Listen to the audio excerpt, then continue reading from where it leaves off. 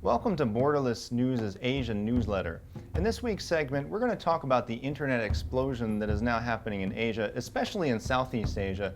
Right now, there's a very fast increase in internet access in Southeast Asia. This will get an extra push from a company in China called Huawei Marine. The company will set up an undersea high-speed cable system that will directly connect Malaysia, Cambodia, and Thailand, and it will boost speeds in this region. So people will be able to watch more YouTube videos, be able to Skype with business partners overseas. It will generally benefit the economy. All this comes at the same time as Southeast Asians are getting plugged in like never before. There are 600 million people right now in Southeast Asia.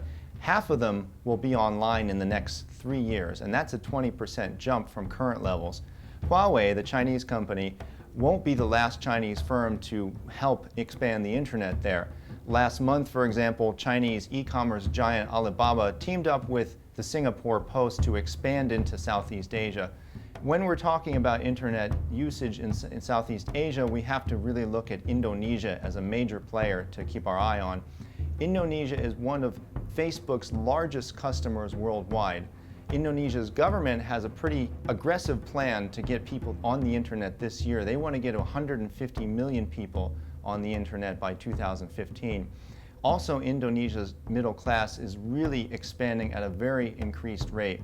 All this will boost online shopping like we've never seen before. This is going to boost e-commerce sites, all sorts of online shopping sites.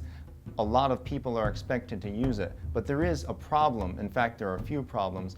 One problem is that there's massive credit card fraud in Indonesia. So that means people might go onto e-commerce sites, but they might be afraid to give their credit card information to these sites. So that's something that might slow down their tech industry in general. Aside from that, Indonesia is shaping up to become a big tech market and a big tech consumer.